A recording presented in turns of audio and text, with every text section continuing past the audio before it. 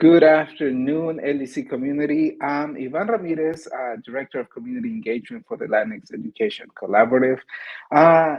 We are here almost at the end of the year, and I'm happy that I get to do one of our last LEC Lives of the year, where we get to share different resources, different stories, anything that is pertinent to our community of educators. So today we are joined by Carrie Kenton and Olivia Flores. They will share about the Fund for Teachers Fellowship.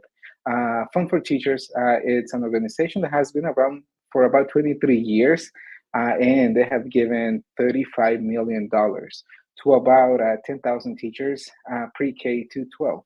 And they have some exciting news, some exciting opportunities for educators to be part of. So let me stop and let me bring to the screen Olivia Flores and Carrie.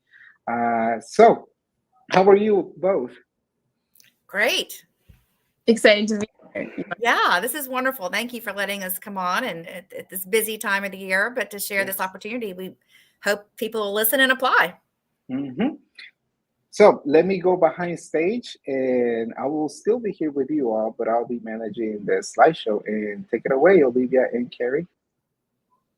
Well, great. Thank you, Yvonne. I will go through kind of who we are and what we do. Fund for Teachers has been around as a nonprofit for over 2 decades. We invest in teachers' vision of professional development, professional learning. And so we can fund teachers who are individuals up to 5,000 and teachers in a team of up to 10,000. But really, I'll go through this, and then I want to toss it to Olivia because she's the star of the show. She is a Fund for Teachers Fellow and is also on our Educator Advisory Council. So she's the person with the best information because she's done it and it's done it excellently. So we'll just go through this, Yvonne, if we can start. So we fund these fellowships, and today this is just what we're going to talk about. And I think we just got the next one. So when you're thinking about how you might use a fellowship, one of the most frequent questions we receive is, where do I go? What do I do if I'm given up to $10,000 to pursue whatever learning I believe is relevant and is student-centered? Where do I even begin? And so these are just some categories that can help you prioritize and maybe get your head around what you could do with up to $10,000 to lead the way, to become a lead learner, to embrace risk, to seek opportunity, to build collaborations, discover resources, and turn ideas into action. So those and our fellowships can fit into each of those categories after we've looked at for the past 20 years, really what our teachers do. And those are the 6 categories in which they fall. So we are nationally unique. Fund for Teachers is in that we invest in teachers. So the money goes directly to the educator. We want to fund the educator's idea of what they need and what their students need, because you're the ones who are in the classroom and you know best. And we put our money behind that belief and set up to $35 million so far. Okay. So who's eligible? We fund teachers who have been in the profession for at least 3 years, and you can apply when you're in your 3rd year, but that's really just to get teachers who have gotten their feet under them in those first 2 years that can be so chaotic, and then to get teachers to continue in the profession past that 3 to 5 year mark that can be really daunting as well. So we target that teacher. Really, on average, our teachers are more veteran teachers, but we can fund anyone after 3 years of teaching. And that teaching means full-time, not part-time. And full-time means teaching 50% of the time forward-facing in the classroom. And that can't think of the word, but that 50% of the time means that can be coaches, that can be librarians, that can be counselors. We just want to be sure that teacher is forward-facing at least 50% of the time. We want you to apply to be teaching next year. And because so many of our fellows have had life-changing experiences with their grants, we have instituted a 5-year waiting period. So teachers cannot go again and again just to be able to extend the opportunity to as many educators as possible. So the application is divided into these categories, and you can access the application and a myriad of resources on our website, fundforteachers.org. And there's an application learning center there, but the proposal, and we can drop it in the chat, is at fft.fundforteachers.org. And there you will see this, this outline of how to create and craft your fellowship. And the fellowship purpose and overarching goals is just what it says. Really, why are you going to do what you're going to do? What's motivating you to do this? Why is it imperative that you have this particular opportunity to make an impact with your particular students?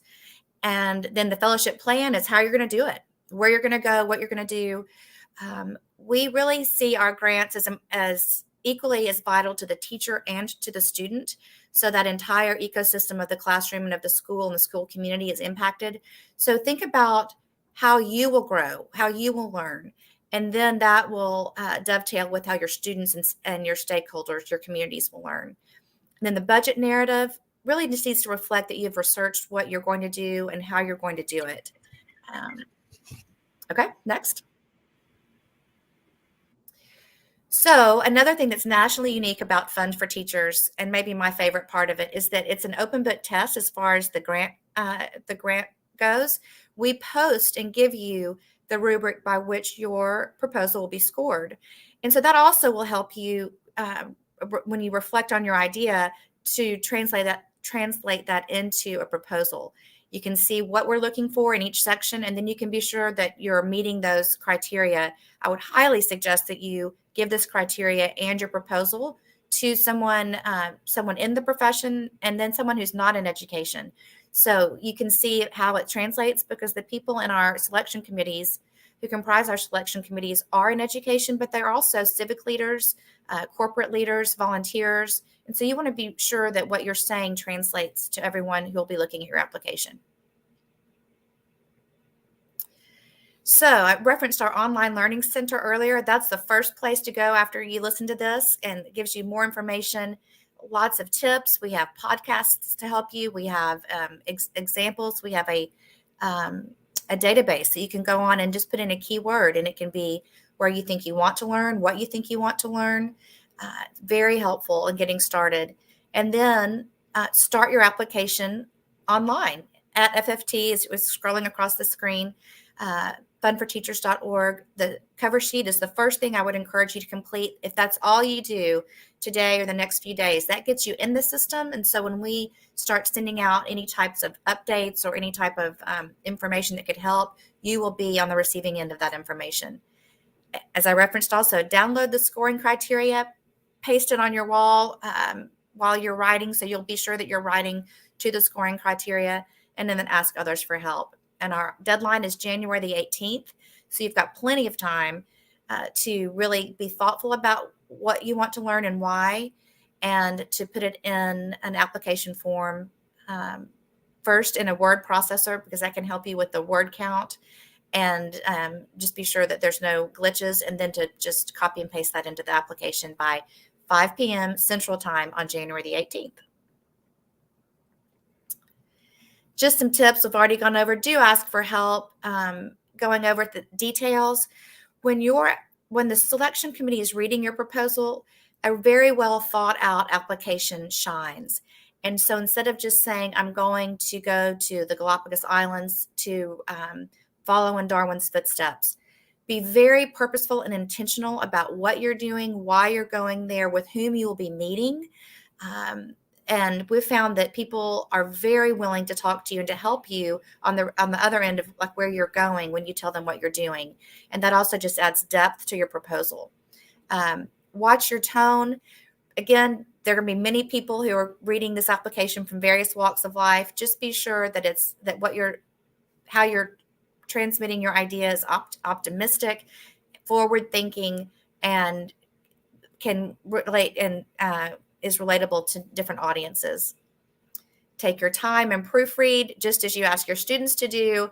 If you receive a a project that is not well thought out, that might be well thought out, but is not proofread and is a professional grade product, then it just reflects poorly on the application, even if it's a great idea. And junk the jargon, the scaffolding and the pedagogy, things that might not mean something to a civic or a corporate volunteer. Just be sure that what you're saying is translating to your audiences. Okay. And then that's where you apply and what you do. Just remember that we believe in you and we want to invest in you and your idea. And that can be anything and anywhere. It can be at a conference across town. It can be in the Arctic Circle studying the Northern Lights. It just is whatever you feel you need and will really impact your students. So I sped through that. If you just go to the application online where you see this, there's all of the guidelines. It's imperative that you read them thoroughly to get all of that information. And then we are always here at Fun for Teachers to help you. You can reach out to us, email at info@funforteachers.org, and on our social media platforms, reach out to us, because there's no catch. We want to help you and invest in you. And so you can impact your career and your classrooms and your students' lives. So with that, I will pass it on to the star of the show, Olivia, to share about her experience and how she has used her Fun for Teachers grant to further her career in her classrooms. And take it away, Olivia. Oh, thank you. That was so thorough. I would have loved something like this before I applied. Is my sound coming through okay? Sound great. Okay, wonderful. We were working backstage with a couple of things in the program. Well, firstly, if you are still watching or you're just joining, that means that you have a piqued interest in investing in yourself. And firstly, congratulations. Thanks for joining us here on LinkedIn. Thank you, Sue. I'm so excited to talk about this because it really revs me up in a lot of ways, because there's just opportunity here for us to explore different parts of ourselves, and it makes me sometimes upset that members of our community do not know about these opportunities, and sometimes these opportunities feel out of reach. And if anyone feels that way, I was in the exact same boat, and I would love to just kind of take you through my story, because I think it's so important when you're dedicating yourself to a long application process to know what's your why, or where could you go from here. And I think a lot of times the barriers are not just, oh, this is a essay that I have to write. It takes proofreading. It takes time. I think the real barrier comes from well, at least for me, it was not realizing that there were opportunities for me to invest in myself, and not realizing that other people would want to invest in me as an individual, but also as a professional and as a teacher and educator who daily invests herself in other people. So if anyone knows my story really begins with my family, where I come from. My father is a Mexican immigrant to the United States. My mother is second generation Irish American. I'm very proud of both of my cultures. I got to grow up in a privileged public school. My formation was in English literature. And it wasn't until college that I got to realize how much I had been suppressing this desire to understand more about my Mexican culture, something I hadn't grown up with, especially because of the assimilation that my father experienced. And it was something that I really wanted to explore through an immersive experience. And so I had this really dramatic encounter in the study abroad office where I said, can you just tell me that it's impossible? I just want to stop dreaming about learning Spanish and going abroad. I can't afford it. And it wasn't until I applied for a scholarship, this was called the Gilman Scholarship, that my whole paradigm, my whole perception of what was possible changed. And I think it's opportunities like Fund for Teachers. It's opportunities like the Gilman Scholarship, which is a study abroad scholarship for Pell Grant recipients. Those sorts of opportunities have the power to completely shift your perception of what you can do and offer you the experience that you deserve to experience, that you get to have, so that you can invest in yourself. And especially teachers in the Latina community deserve to experience that breadth, because we need that to be passed on to our kids too. You as a teacher, and I love this about FFT, deserve to be invested in, and our kids deserve that best version of yourself. And I'm so excited that LEC is hosting this event, because this has been the community that has really embraced the diversity of my experience and my cultural background, and has been so dynamic and instrumental in putting healthy and energized Latina educators into our school systems here in this area. So I'm really proud of that. But it wasn't until, for me, it wasn't until that experience with the Gilman Scholarship that I realized, wow, money does not have to be a barrier. And as much as I felt like people bolstered me in my childhood and were investing in me and making me feel good as a person, I still internalized this idea that, like, I cannot accomplish my dream, that certain people deserve certain opportunities. And I know as educators, I'm sure we think, well, it's too late for me. Like, my kids get to be invested in. Now it's my students' turns. But really, FFT is acknowledging the humanity of teachers in a way that I haven't seen from many other programs. And I'm so appreciative of that. It's truly a unique program where they say, hey, you're the professional. You know what you need. We're going to give you the money to do it, because we know that it makes transformational changes for the people in the lives that you touch. And truly, for me, I align with that so much, because teachers are the society builders. Teachers and educators in those systems, we are with the community. We are part of the community. And if we are well, and we are invested and we are educated and we're getting what we need, we know that we can pass that on to the kids, as we've said. So I was transformed. Thanks, Carrie. I was transformed by this experience. I got to study abroad in an intensive Spanish program, just happened to be in Argentina, even though I'm culturally Mexican, got to learn that type of Spanish and learn about that culture. And it was a beautiful experience that opened me up to so many more experiences.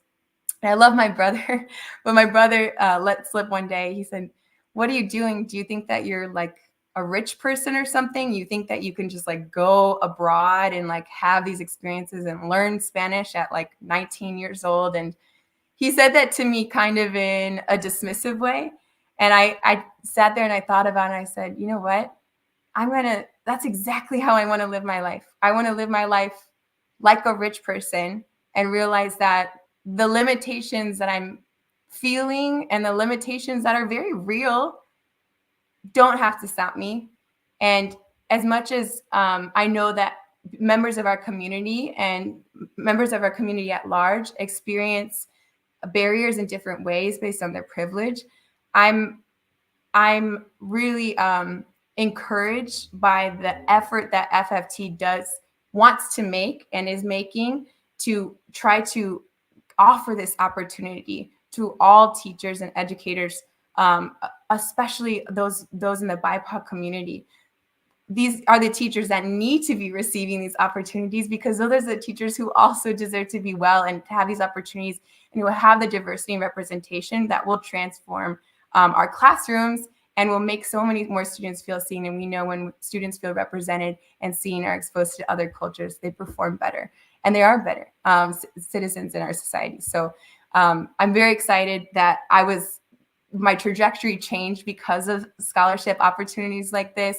And as soon as I was at my first abroad opportunity, experienced my first abroad opportunity, that's when I realized that I could write about my story, talk about myself in application, and get to experience the things that I needed to improve my practice as a teacher. So after my abroad experiences, I applied to a Fulbright grant. After college, I taught for 2 years in Colombia, in South America. I'm in Missouri, so I have to clarify because there's a Columbia, Missouri. It's led to a lot of confusion since I've been here. And then I was recruited to come to Kansas City. And every step of the way, I've been investing in myself little by little. And when I came to Kansas City, I said, you know what? There's something really important going on here. I want to continue teaching here in Kansas City, but I still need to invest in myself. I still need to improve my Spanish, understand different Latin American cultures better because I'm teaching in a dual language immersion. And FFT was the perfect opportunity for me in the summer to invest in myself, to get that integrated professional development that I could design and still allow me to continue the work that I'm doing during the school year here in Kansas City. So I'm happy to report that I received Fund for Teachers. They worked with me even when I got sick and I had to delay everything. Oh my God, excellent. I'm so glad that I hopped on the phone. I forget who it was, Carrie, that I spoke to, but I'm like indebted to this person who was like, who helped me so much. The people at FFT are just so helpful and they really want you to use the money exactly how you want to. And they can help you use your grant period in different ways. So if you have a personal reason why you need to be in a certain place, you can schedule it around whatever your needs are. And I was able to travel to Barcelona and Madrid, get some intensive Spanish, advanced Spanish instruction, cultural exposure, and to gather artifacts so that I can bring it back to my classes in Kansas City. And ever since then, I've just been really energized by getting the word out to members of my community, because I only learned about it from a conversation passing with a friend here. And I said, if there's $5,000 ready to be given to people that I know are doing excellent work and deserve to be invested in and deserve to feel like they can invest in themselves, then we need to spread the word more. So please let me know if you have any questions. The deadline is approaching in January. I'd be more than happy to read applications. I'm very good at doing that. I'm a literature teacher in English and in Spanish. Your application will be in English though. And I would be more than happy to support, because this is something that you do not want to miss out on. So please apply, start your application now, and send me an email, and we can talk about essay ideas. We also are having Teachers of Color workshops on Wednesdays, and it's kind of a time for you to just work with other Fund for Teachers fellows who have done this and bounce ideas off and think about what you might want to do and how you might want to do it. It's a really fruitful 1 hour time. So I would encourage people to take advantage of that as well. Absolutely. Yeah. I would have loved that. I was like, yeah. And I isolated myself when I was doing my application. I just sat in a little corner and did it. But now these opportunities, I'm so happy they're being offered. Yeah. Okay. No, thank you both. And Olivia, thank you so much for sharing your experience. These are opportunities that normally we don't find out about until it's too late. Like you mentioned, this is a great opportunity for educators of color, underrepresented educators. Sometimes when we're going through college, there's no time, there's no funds for us to travel or do projects that will enrich us. So this is amazing.